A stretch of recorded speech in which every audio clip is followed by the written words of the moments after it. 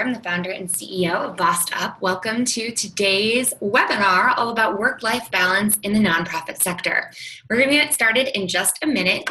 For those of you who've already joined us, thank you for being prompt and on time. We've got lots of folks who are going to be joining us today. In the meantime, a couple housekeeping notes. We'll be using the chat function, which should be on the right or left side of your screen throughout the course of today's conversation. If this is your first Bossed Up webinar or any Bossed Up event of any kind, give me a shout out. Let me know if it's your first time here. I'd love to know who our newcomers are. And for all of you, tell me where you're joining from and what brought you here today. So I always like to see where we have folks tuning in from. I am going to share my screen so you can see my slides throughout today's conversation. You might see a Q&A function, but we won't be using that today.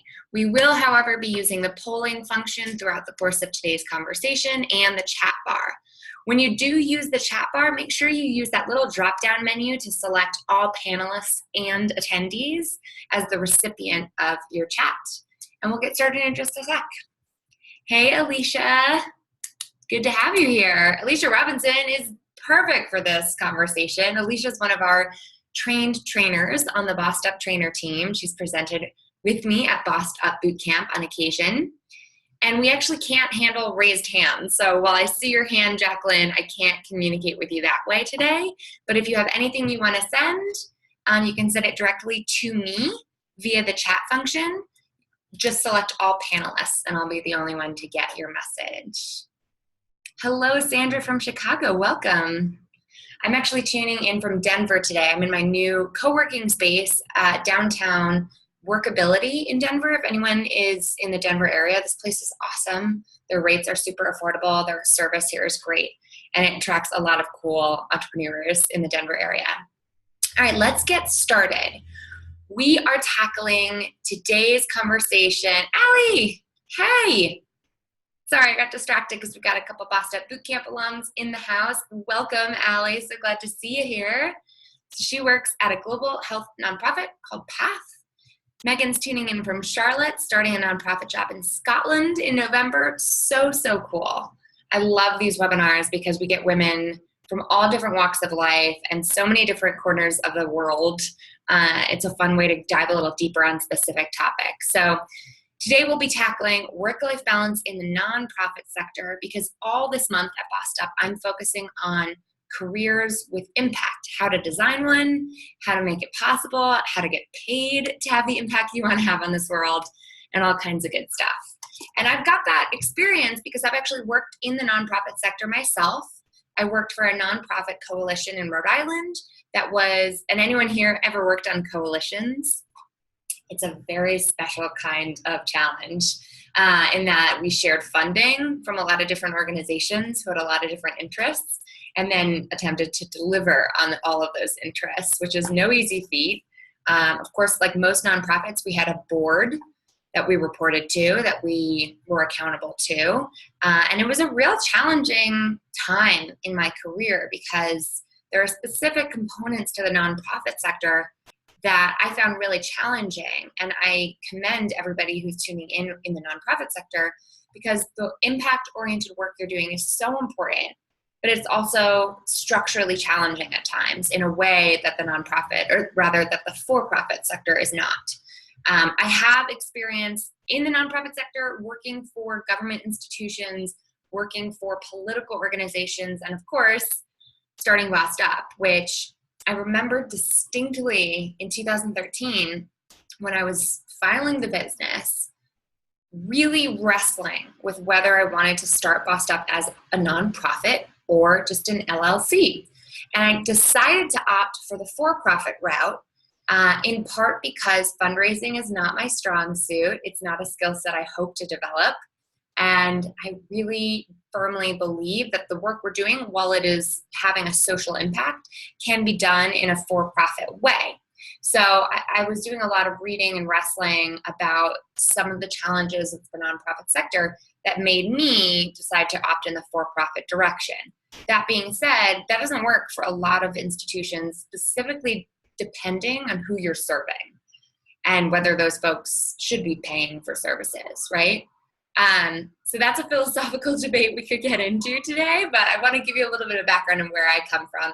I've got nothing but respect for the nonprofit sector, and there's so many different ways to be in that sector. Today, we're going to cover specifically how you can sort of acknowledge some of the structural barriers to work-life balance that exists in this part of the economy and still have power over designing an element of work-life balance for you and for your company's culture, your organization's culture, that sets you and everyone else up for sustainability.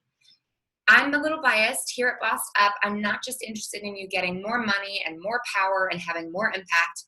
I'm interested in you getting all of those things in a sustainable way so that you're not going to be on the path to burning out. I'm sure some of you have heard this story before, but I completely burnt out before the age of 25 because I'd gone from an academic environment where rest and renewal were structured in, right? Semesters end, spring break exists. There's periods of rest and renewal inherent to the way in which academic life is structured. That ain't the case in life after graduation. And so when I found myself in the privileged position of getting up every day and working on issues that I fervently believed in, I kind of overdid it. I overdosed on impact-oriented work. And after 3 years of putting my head to the grindstone, nonstop hustling, I was lonely and isolated. I hadn't spent any time really cultivating friendships. It didn't help that I was in a really toxic relationship at the time that contributed to a lot of my burnout. I was out of shape, physically not feeling well because I hadn't ever taken time to take care of my body. And beyond that, I was just sort of bottomed out. The work that lit me up and that used to make me feel really fired up and ready to go, it became overwhelming to the point where I felt this chronic sense of anxiety. And that's what burnout does. It takes the highest achieving, hardest working, most passionate people and makes us kind of a shell of our former selves.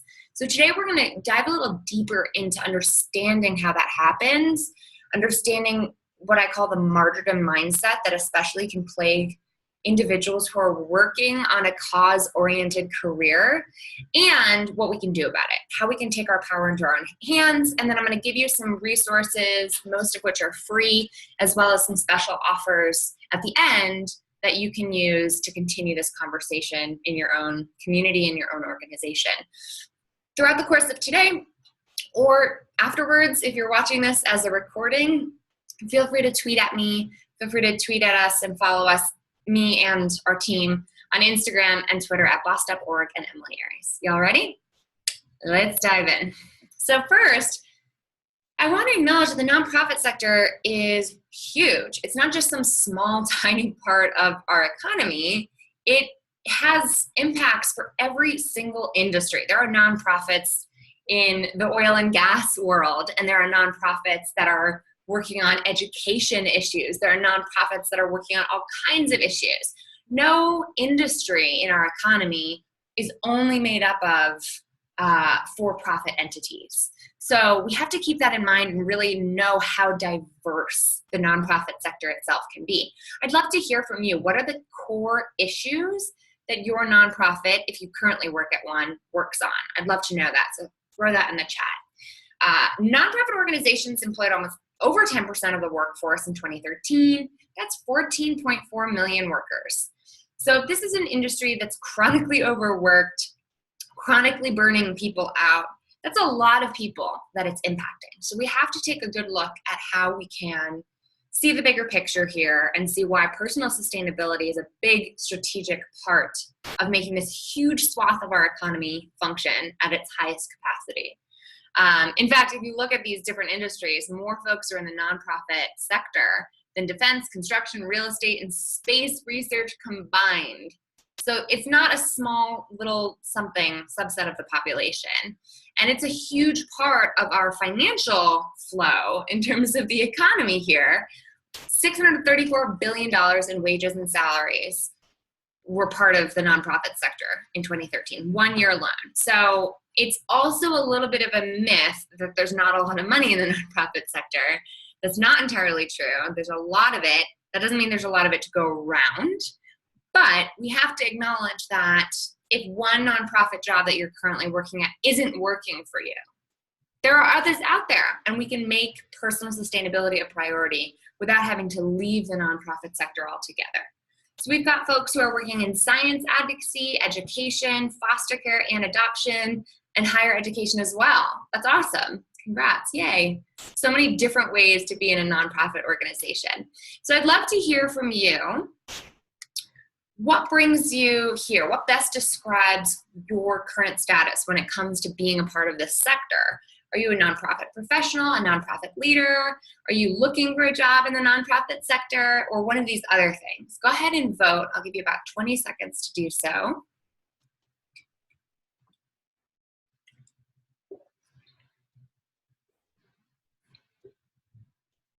Looks like my marketing for this was on target.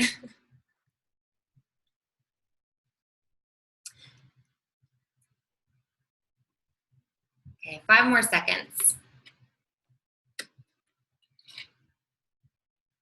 And all right, we're gonna close the poll and share the results. We've got mostly nonprofit professionals here. We've got a few nonprofit leaders here, which is great. Nonprofit job seeker. And I'm glad we have some folks here who represent the social impact business world, because when I was discussing my decision making around Bossed Up and how we were going to exist as an entity, it's not a binary choice anymore between for-profit and nonprofit. There's a lot of gray area, especially nowadays when impact investing, those folks who want to, oh my gosh, this is so funny. I think my good friend, who is also a videographer for Bossed Up, just walked by the parking lot. That's so weird. I got to text her, but not right now. Sorry, I'm distracted. That's so random. That never happens. Okay. What the hell was I saying? Oh, we were talking about social impact investors. So have you heard of B corporations, or also known as benefit corporations? There are new ways in which you can file a business that's not just maximizing shareholder profit, right? So the core difference between nonprofits and for-profits is that for-profits exist to make a profit, and nonprofits exist with a fundamental purpose that's not related to making a profit. They can, certainly many do make profit, but now there's an interesting sort of in-between. Benefit corporations, social impact organizations say, yes, making a profit is a primary purpose for our being. However, we also have a secondary purpose. We also have a critically important social mission inherent to everything that we do. So it's good to have you here. And finally, we have some folks representing the public sector. A lot of this experience, I think, relates to the government sector as well. So let's dive in. Acknowledging that this sector is huge is one thing, but acknowledging how much women crush it in this industry is also an important consideration, especially when it comes to being assertive in the workplace, being a boss in the workplace, understanding unconscious bias, understanding how women still shoulder the burden of childcare and housekeeping duties at home. All of this has ramifications in an industry in which 72% of nonprofits, and charitable nonprofits specifically, are led by women. That's a really good number. But even if you are the executive director of a nonprofit, you have a boss, right? It's your board of directors. And so the way that our nonprofits are structured, being led by a woman is one thing, but let's look at a step further. Who's leading these from a board perspective? Unfortunately, we still have a lot of room to improve when it comes to gender equality on nonprofit boards. Women represent less than 50% of board members and 42% of board chairs. So there's areas for improvement there, although those numbers are pretty damn close to 50-50.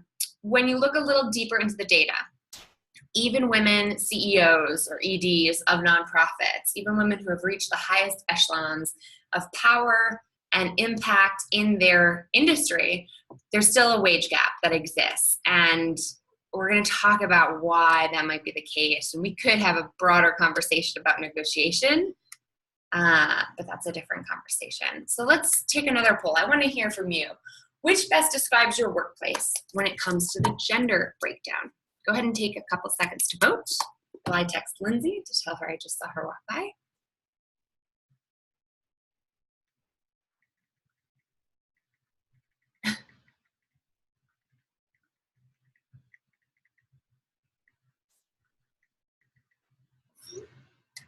Ooh, interesting stats here. All right, I'm going to shut down the poll, share our results. Look how interesting this is. So almost half of you, about 40%, say that your organization's female dominated, but still has mostly men in leadership. That's actually something I see a lot. And the leadership gap exists no matter what sector you're in, no matter how female dominated it can be. So that's something to acknowledge as room for change and progress. 30% of you almost said you were just female dominated. Minority, almost 20% of you said it was male dominated, and another very small minority, about 20% of you, said it's pretty 50-50. So in an industry that is across the board female dominated, but we still lack in terms of women in leadership, that has ramifications in terms of women's strengths as leaders and strengths that are traditionally characterized as masculine versus feminine, whatever. I'm not a big believer in that we are inherently different, but we are socialized differently, and how women lead organizations can look different. So what can be done about this? What can be done when it comes to instituting practices personally and organizationally so that work-life balance is a more acceptable, common, and expected part of the nonprofit professional experience? First, I have to acknowledge that we have some internal barriers. A lot of us believe we have to sacrifice ourselves and our well-beings in order to be good at our jobs. But research shows that happier, healthier people are more hardworking, more productive, and actually have a bigger impact over time. Now, it's one thing to acknowledge this on a slide. It's another thing to live true to this. So we have to first get from the rational, okay, yeah, I believe that's true, to how do I institute that behaviorally when I'm making hard trade-off choices about whether I should go to lunch today or whether I should finish that report for my board instead, right? So we have to acknowledge that there's a different way of living and working that aligns with this reality, that personal development is good for your organization over the long term. And that really starts by giving yourself permission to live that way, by giving yourself permission to invest in yourself. It's a really hard barrier, especially for women and women in positions of leadership, or women striving to become in positions of leadership in a male-dominated nonprofit, because we feel like we have to be twice as good to get half as far, for starters.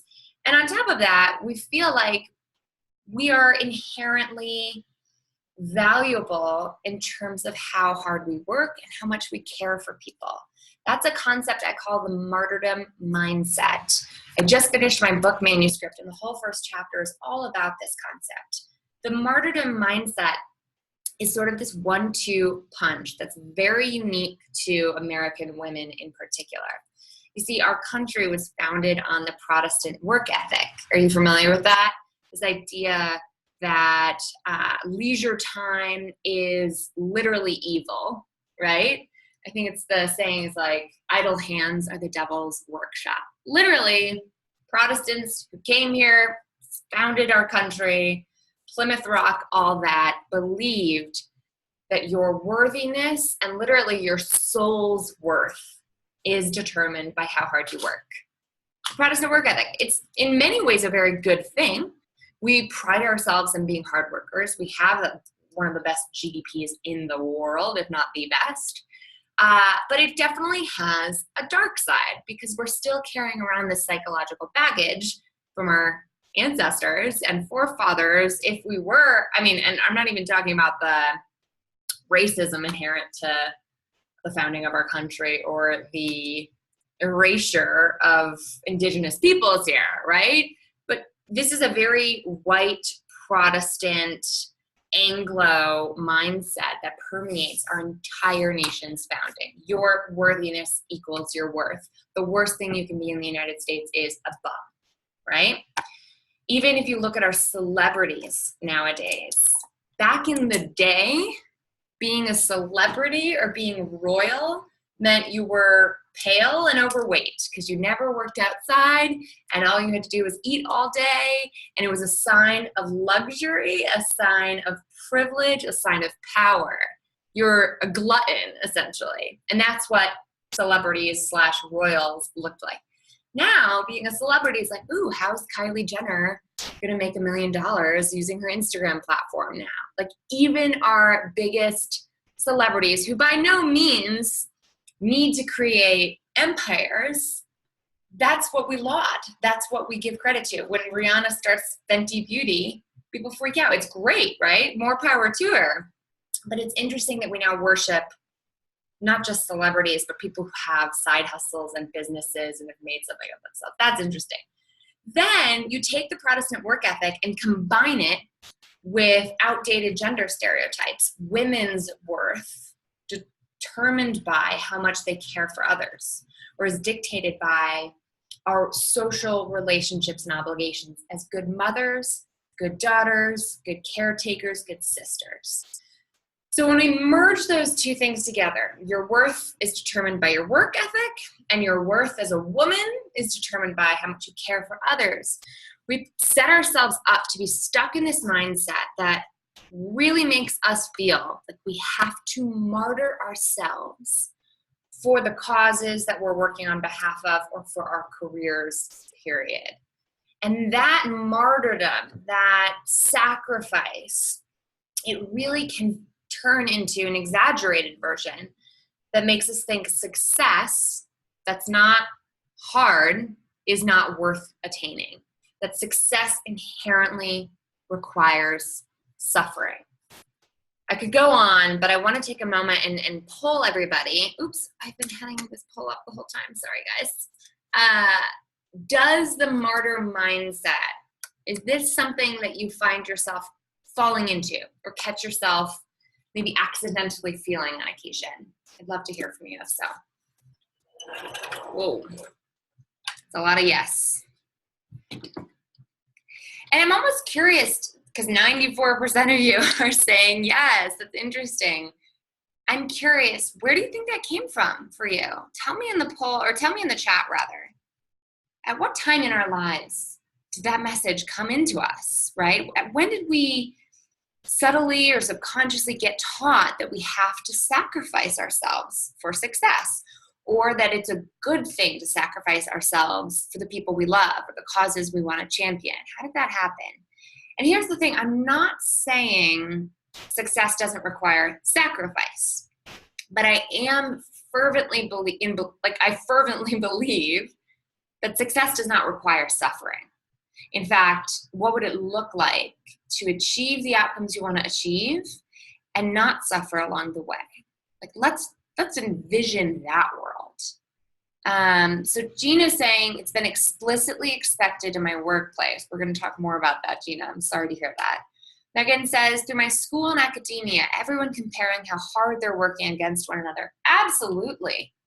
Absolutely. I think our higher education and education system, period, I'd be curious to hear what our education professionals say here, but it really does champion outcomes over effort. I love the work of Carol Dweck, who's written a lot on, I didn't share these yet, but who's written a lot on the growth mindset versus a fixed trait mindset and how much our education system encourages children to achieve, not necessarily to learn. And that has ramifications for a long time forward. No pain, no gain mindset seems pretty much everywhere. In the US, we like to brag about the long hours, or in college, pulling an all-nighter. That seems to be what is valued all along. Yeah. Agree that we're trained to put men's needs above our own from early on too. Absolutely. Here's the catch-22. And I write about this in my book a lot. And I'm a little bit nervous for my mom to read this book, but my mom is a nurse. So she's a professional caretaker, and she had 4 kids. She's still the primary breadwinner in our family and primary caretaker. Just how things shuffled out. My dad's awesome, but not quite on top of it in either of those categories. And whether she intended to or not, her love for her children, her caring capacity for her patients, it sets this model to follow. How we treat others isn't just about putting their needs first. It's about modeling for all the little girls who are watching us what it means to be a good woman. And so we sort of get handed this gender role from women who came before us to follow or to mindfully adapt in a way that's right for us. And that's what the past 10 years has been for me, is that adaptation process and figuring out, okay, I love my mom. I'm not rejecting her choices, but what would it look like to adapt this role for me in a way that it still makes me feel like I'm a caring, supportive wife, girlfriend, mother, sister, friend, but also care for myself in a new way. It's not easy. And I think it's the mission of our lifetimes as youngish women or women who are setting a new gender stereotype or new role. And it's also really up to us to expect more from the men in our lives so that we aren't perpetuating these cycles in isolation. Whew, I'm really going off the rails here because I feel like I could talk about this all day. It's why it's in my book. But let's get to some solutions, shall we? Let's say we psychologically can get on board. First, we've got to identify what's the problem, right? We got to identify the martyr mindset for what it is. You can't defeat what you don't know. Know thy enemy, right? This is a subconscious, inherent philosophy that our entire nation is steeped in, and clearly a lot of our organizations are. So what would it look like to aim for something different, to aim for what I call sustainable success? That idea of caring for yourself while caring for others, or of setting yourself up for long-term sustainable success. We'll take questions at the end, Karen. I'm sorry I can't do raised hands right now, but feel free to use the chat. So there's one thing to give yourself permission. Psychologically getting on board is a really important first step. There's a reason you're here. It's probably because you're already on board or you're ready to be on board. I have to acknowledge this great comment from Charisse, though. She sent it in, just the panelists, and it's a really important point about the martyrdom mindset. So before we go on, we could talk about the gender component here, but when we look at this with an intersectional lens, things get even more complicated. So Charisse says, I learned this early. My father always told me that as a Black person, I would always have to work twice as hard. That's a really important reality in how we view injustice.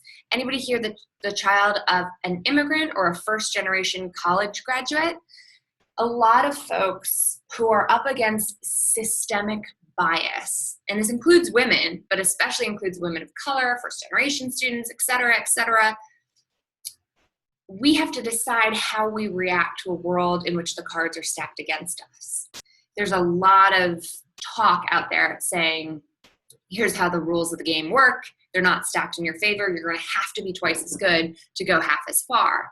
And while I understand how important it is to acknowledge those harsh realities, I think internalizing that injustice can actually do us harm over the long term. It's more like, okay, I have to play the cards I've been dealt while we change the game, which in my opinion is a more empowering way of looking at injustice. But, we could talk all day about that. It's a very challenging psychological state to put yourself in. To say, it's just not fair.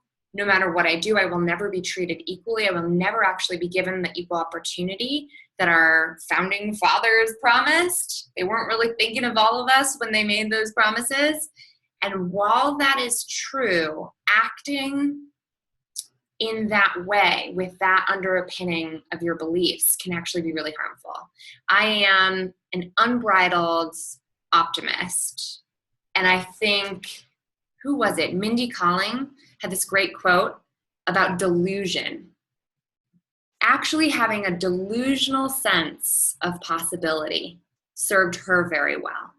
and thinking, why not me? Why can't I do this? I'm not going to acknowledge the ways in which systemic bias can hold me back, because me acknowledging that and going forth and acting in light of that is not going to help me. So we could talk all day about that, but I got to move on. I hope this is helpful, but let's get to the solutions as well. Oh, sorry, y'all, my screen's a little delayed. So these are going by a lot faster than they should. Jeez Louise. Okay, so let's talk about how to systemically structure our organizations for sustainability. Again, to know what to do, know how to solve this problem, we have to really understand the problem. Oh my goodness, what's happening? The problem itself. So first, if you haven't heard this from me already, I give a lot of talks on understanding burnout. This is a small piece of it. Burnout strikes when these 4 things are lacking in our lives. Burnout being a state of chronic stress characterized by its experiences. So chronic stress, systemic burnout, it's not good for you, and it sure as hell is not good for your organization. So this occurs, or you're setting yourself up, you're poised for burnout when you lack agency, meaning a sense of, I can decide how to do my job, or I can decide what actions to take to achieve the outcomes we want to achieve. You lack agency when you have a micromanaging boss, or when you have no control over your life. Maybe that's even in a controlling relationship. You lack agency when you don't feel like you have permission to hang out with your girlfriends on a weeknight without someone else giving you approval. We lack agency in our lives when we feel like we don't have control. We lack purpose in our lives when we feel like we're going in every day, putting in all this effort, and the nonprofit we're working for doesn't actually deliver on its promises, doesn't actually make the difference we think it will. Most of us here are pursuing purpose-centered careers, so this might not apply to you, but especially for folks who are working in the for-profit sector. I have folks who went to law school in order to help people, and then to pay off their law school debt, they had to become a corporate attorney for a couple of years, and every day they went into work thinking, I am not making the world a better place, I am not fulfilling my sense of purpose, and that sets them up to burnout. So another thing, just as a side note, a lack of purpose in your day job is not the end of the world. It doesn't mean you can have a lack of purpose across your life writ large. A lot of us get a sense of purpose and fulfillment and pursue our passions outside of work. What a novel concept, right? Something we're talking a lot about on the podcast this week. Maybe it's through leading a Girl Scout troop. Maybe it's through volunteering on campaigns. Maybe it's through donating to causes you believe in, etc. A lack of rest. This one's pretty self-explanatory, but I don't want to just think about how much sleep we're getting each night or how much we're not taking breaks during the workday. I want to think of a lack of rest in terms of daily, weekly, monthly, and yearly. When's the last time you took a real vacation? Where are you building in time for rest and renewal into the quarter as an organization? Are there clear sprints and then recovery times in your organization's history? Or is it I'm constantly reacting to what's happening? There's a great article in the New York Times Magazine this week all about the ACLU and how they have become this rapid response legal force against the Trump administration. And it sounds awesome, and they're raising tons of money and they're doing great work. But at the same time, I can only imagine how exhausting that must be. They cannot determine their workflow. Their workflow is 100% in response to the president's administration. And that's hard because there's no agency there and there's little room for rest. And finally, a lack of community. A lot of us might be doing good work, but doing it in isolation, not seeing the people we're helping. Or just feel like we haven't spent any time. Sorry guys, I keep leaving the polls up for you. I'm gonna fix that moving forward. Are you able to see my slides even when the polls are up? It's not bueno. I wanna ask you this, final poll of the day. Which of these burnout triggers feel most present in your life at the moment? How interesting.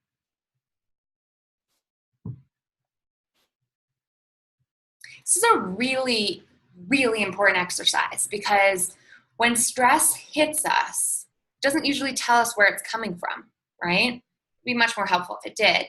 But the ironic part, and I wrote a lot about this in my book too, I'll try not to go on too long of a tangent here, but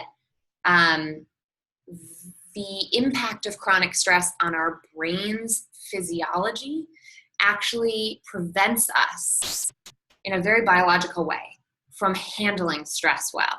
So burnout and chronic stress is this terrible catch-22 in which chronic stress makes you less able to deal with stress. So what is really important is when you are having a total crap day, when you are having you wake up every morning and still feel tired, when you are feeling disengaged and can't figure out what's wrong with you, it's really important to sit down and try to identify what's triggering those responses. So we have a almost perfect breakdown, 25% pretty much across the board. So I'm interested in how diverse your burnout triggers are, because your responses, how you handle burnout, how you strive for work-life balance must be customized based on these triggers. Okay, so I want you to keep that in mind in terms of how you're going to structure for sustainability based on the unique triggers that are hitting you. So based on that, what would solve those triggers? What would help you feel more autonomy and agency? What would help you feel more connected to a community and having more camaraderie in your work? What would help you see the impact and progress in your work? What would help you have rest and renewal through time off and boundaries? Or I put this at the top of the damn list because I think it's important that we acknowledge this and what a big role this plays in all of our burnout triggers. Hey, how would money make your life easier? Is that one of the must-haves on your list? I'd love to hear from you thinking about specific burnout triggers. What are some structural solutions that you have to have in order to make work-life balance a priority? Tell me in the chat. And by the way, if you're having no trouble considering what your burnout triggers are, but are drawing blanks on this part, that's something to pay attention to, not to beat yourself up about, but to say, okay, this is where I need to do some more strategic planning. This is where I need to bring in others and say, okay, here's what's really driving me nuts. Let's brainstorm solutions together. If you don't have someone else in your life with whom you can do that, that's what the Bossed Up community is here to help you do. So let's see. We've got someone who's saying lack of confidence is a trigger. I need more training and personal development to make progress on that. It's a great problem solution paradigm, Jacqueline. So thank you for sharing. Clarifying what's making you feel not confident is going to be an even bigger step, right? Is it the feedback you're getting from your manager? Is it the fear of rejection? Is it the fear of saying the wrong thing, right? Drill down into that problem a little bit further, but I think you've already got a great solution around training and personal development. And hey, you should get your butt to Bossed Up Boot Camp. Let's talk about that. Ola says, I've decided I need a mentor. Amen, Ola. I've been sprinting through life with a kind of crew lately, a camaraderie type peer group that I really relied on, and I've recognized in the past year, okay, it's time to reach out to people who are 20 years ahead of me and ask for their help in a more strategic and systematic way. I'd love to hear what else we've got. If you're struggling to come up with solutions but you can clarify the problem, let me know. Let's unpack that together. Allie's saying, I need to get more comfortable with the fear of uncertainty and the imposter syndrome that's a part of looking for new jobs. Absolutely. What would help you overcome the fear of uncertainty and overcome imposter syndrome? Any thoughts here? As a group, I'd love for us to sort of crowdsource solutions for Allie's challenge here and see how we can do collectively.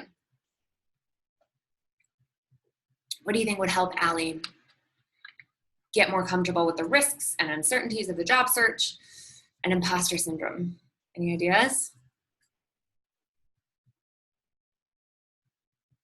You know I've got a ton, but I don't want to be the only one to weigh in on this. 5 more seconds. Anyone want to respond to Allie?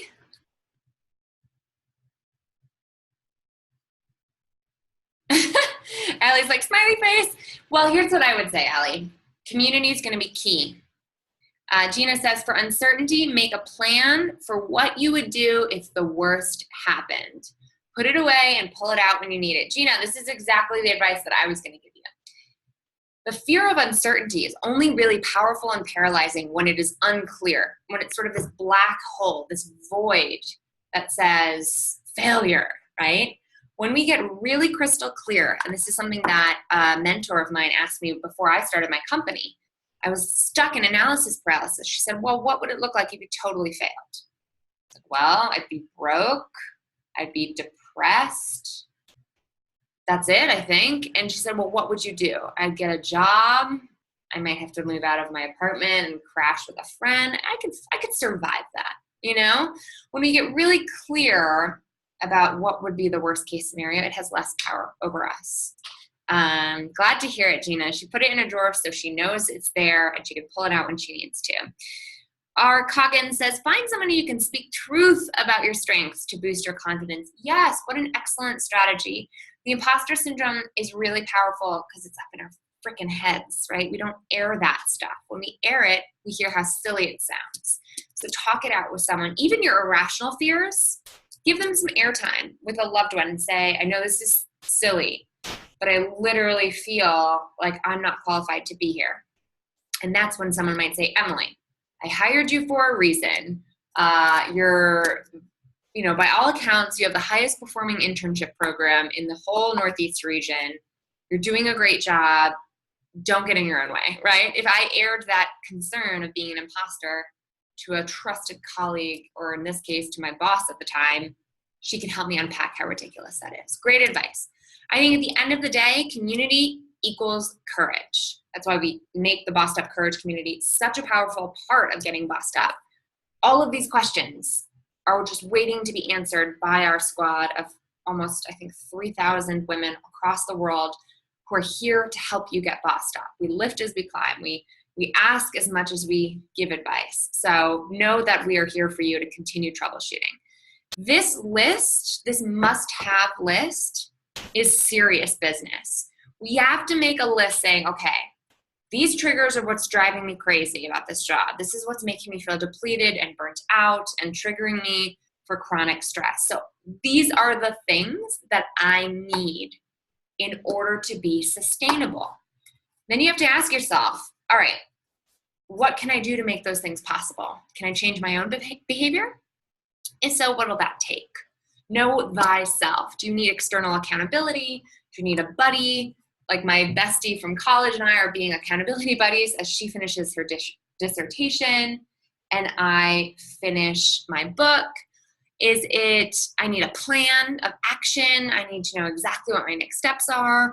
Or are you the kind of person who needs a little reward for everything that you're doing? We have a Bossed Up Life Tracker download that helps you get clear on how to keep yourself accountable to these longer term needs. Question 2, can I change my organizational culture? Odds are you can't change it alone. So who do you need to talk to? Whose support do you need to enlist? Who do you need to inspire to change their behavior too? And what's your game plan for doing just that? That's a big question. It's a hard question. And unfortunately, sometimes the answer is no. If you have a leader who makes it explicit that the martyrdom mindset is the only thing that's welcome here, you can show her or him what it looks like to live with sustainable success. You can make the logical, data-driven argument for engagement and the problems with burnout, and you can talk all day about facts and figures, and there might be nothing you can do to make that leader recognize the importance of changing their behavior, much less allowing others to exist with a different mindset. And I hate to say it, but sometimes you have to cut your losses. And sometimes we can fight to change culture, or we can change culture by changing where we work. And that's the third question. Can I change my own behavior? What do I need to help with in order to make that possible? Can I change my organization? Whose help do I need to make that possible? Is it possible? And question number 3, can I change my organization? If I were you, I would give yourself 1 to 3 months per each of these questions. Don't say in a week, can I change my behavior? Don't say, can I change my behavior overnight? Don't say, can my organizational culture change immediately? Give it a few months, right? Give it some time to show that change is possible. It does not happen overnight. But if the answer becomes no, you've got to either look for help or look for a way out. And remember, none of these parts need to be done alone. Start talking about it with people within your organization. And there are some risks involved with that. You risk being seen as less dedicated. You risk not being promoted if you aren't in your butt in seat 8 a.m. to 9 p.m. every night, right? Every day or night. Those are real risks, but I would argue that climbing the ladder in an organization that will never make personal sustainability a part of its mission or part of its philosophy is a thankless endeavor, is a way to really achieve hollow success. And trust me, I know it happens because I see the women at Bossed Up Bootcamp, I see the women in our community who everyone thinks they've got it all together, and then they come to bootcamp in tears saying, why do I feel so miserable? I've achieved everything I've ever wanted in my life and in my career. So we can avoid this with a little preventative care. Use your must-have list as a guide. First, ask to ask. Get time on the calendar to talk with leadership, to talk with your colleagues, to talk with your board, to talk with your family, and to talk with yourself, right? The more time and effort you spend on these things, the more of a priority they become, and the more you're going to see change happen. That's the really hard part. Talking with yourself, to me, means journaling once a week, once a day, once a month, whatever it is. How are you giving yourself time on your calendar? Not necessarily mani-pedi time. That's not the solution here. It's not spa days. It's, am I checking in with myself about progress I am making as to how to be assertive about the boundaries I need, about my must-have list? Am I doing the work? Check in with yourself. And then let's say you've got time on the calendar to talk with the other folks in your life, family members who you need more help from, a boss who you need them to buy in on the sustainable success path, or your board in terms of setting realistic expectations for what you can get done. Remember that everything is negotiable, and it's negotiable at any time. You don't have to wait for an annual review. You don't need to wait for a new job offer to say, this isn't working. I want to make it work. Here's what I need to make it work. That is a conversation that you can ask for at any time. So once you've got time on the calendar, prepare your case with your goals, that must-have list, and your audience in mind. What does your boss or your board of directors value most? What do they fear the most? How can you play into their wants and fears and speak to them as directly as possible? And I always think, how can you assuage their fears and concerns? Listen, I'm not saying I'm any less committed to this organization. I am saying that I can do this job with excellence 4 days a week. And if you give me the opportunity, I promise I will not let you down, because I need Fridays off. Let's have summer Fridays, right? Like making that case where up front, you're acknowledging their biggest wants, needs, fears, concerns, and making them not a concern. And that's part of good negotiation that we have a whole course on, and I have a ton of resources on. So finally, let's say you're at that third question that we talked about in the last slide, and you've asked if I can change, if my organization can change, and the answer is no. So you need to change organizations.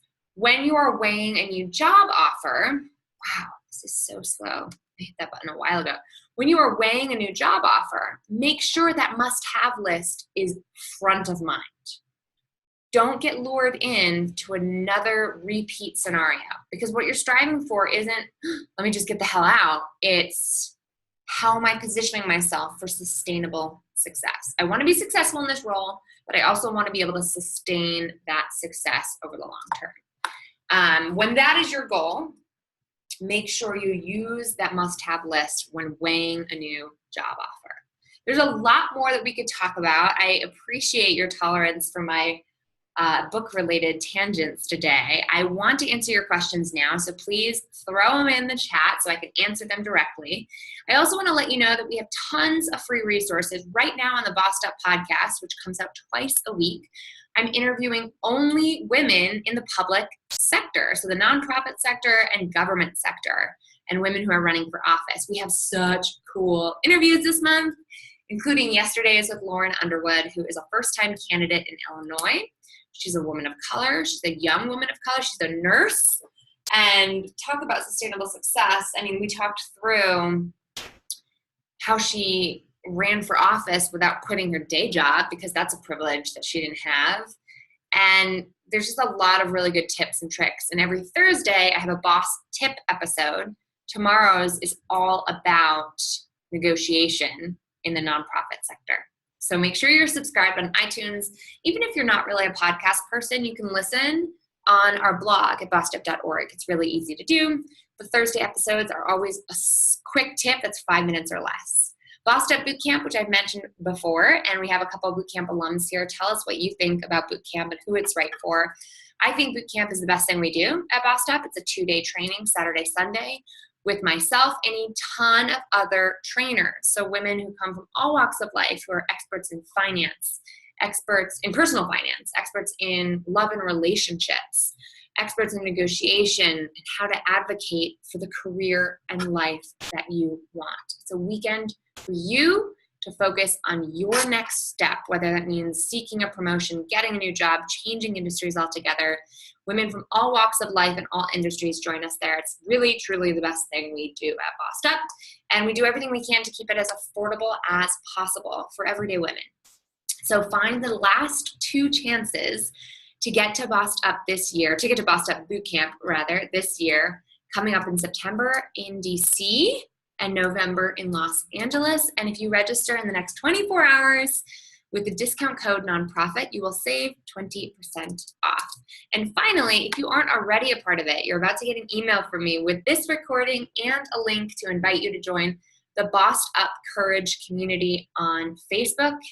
It really is the best place on Facebook, where women in our community ask questions, get the help they need, share their success stories, and really inspire each other to lift as we climb. Thank you if you're already in there and you're a part of that amazing place.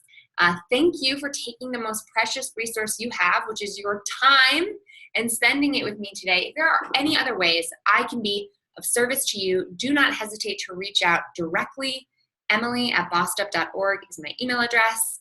And as one last plug, I know I've already plugged a lot here, but for anyone who is looking for confidence and experience and taking their skills to the next level when it comes to public speaking, curriculum development, program development, storytelling, there's a program that I'm currently recruiting folks for, currently accepting applications for, that's called our Bossed Up Trainer Team.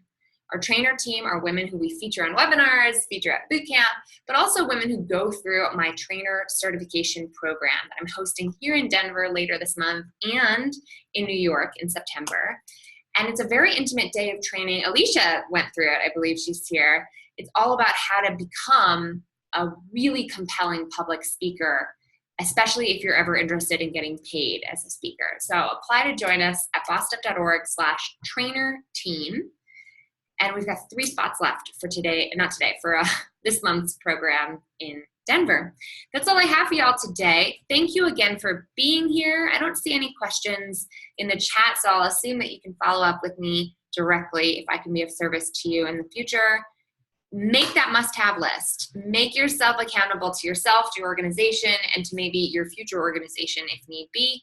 And I hope today was helpful, and I hope to see you again real soon. Have a great rest of your week. Take care and keep bossin'.